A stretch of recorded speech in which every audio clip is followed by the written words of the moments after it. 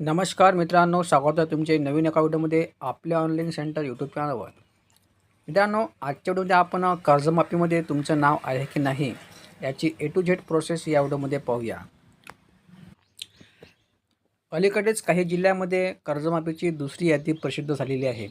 परंतु या ठिकाणी बरेच शेतकऱ्यांचे त्या यादीमध्ये नाव नाही आहे किंवा पहिल्या यादीमध्ये नाव नाही आहे.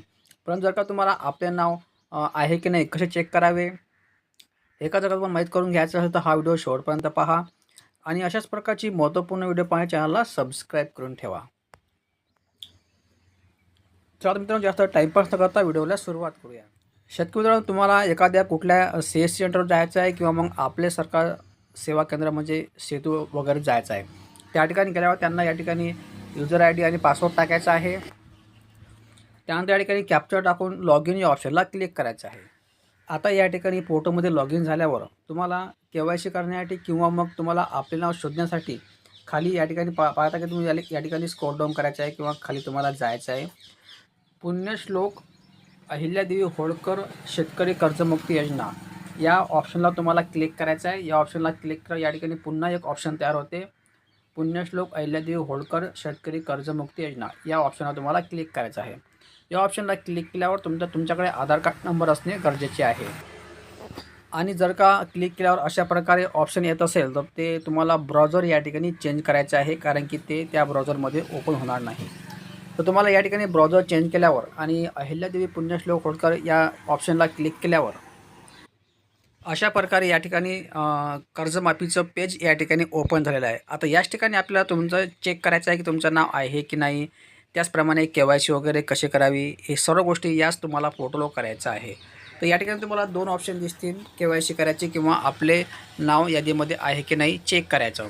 तर या ठिकाणी पहिला आहे विशिष्ट क्रमांक, दुसरा आहे आधार नंबर. जर का तुमच्याकडे बँकेकडून तुम्हाला विशिष्ट क्रमांक मिळाला असेल तर तुम्ही विशिष्ट क्रमांक टाकून चेक करू शकता किंवा मग जनरली आपल्याकडे आधार कार्ड नंबर असतोच. तर या ठिकाणी आधार कार्ड नंबर टाकून तुम्हाला सर्च ऑप्शनला क्लिक करायचं आहे आपले नाव आहे की नाही. कारण की या ठिकाणी दुसरं ऑप्शन नाही आहे आधार कार्ड, दुसरं ऑप्शन नाही आहे तुमचे नाव चेक करण्यासाठी. हेच एक ऑप्शन आहे. तुमचं आधार कार्ड घेऊन स्वतः तुम्हाला जायचं आहे CSC सेंटरवर किंवा मग आपले सरकार सेवा केंद्र सेतू केंद्रावर जायचं आहे. त्या ठिकाणी गेल्यावर तुम्हाला त्यांना सांगायचं आहे की माझा आधार कार्ड नंबर घ्या आणि माझे नाव लिस्टमध्ये आहे की नाही. असल्यास तुम्ही त्याच ठिकाणी KYC तुम्हाला करून घ्यायचे आहे. तर या ठिकाणी आपण आधार कार्ड नंबर टाकूया जनरली. त्यानंतर सर्च ऑप्शनला क्लिक करूया. मित्रांनो, अशा प्रकारे या ठिकाणी मी आधार कार्ड नंबर टाकून सर्च ऑप्शनला क्लिक केल्यावर जर का नो रेकॉर्ड फाउंड अशा प्रकारे मेसेज येत असेल तर तुमचं समजून घ्यायचं आहे की अजूनपर्यंत तुमचं नाव आले नाही, तुम्हाला अजून वाट पाहायची आहे.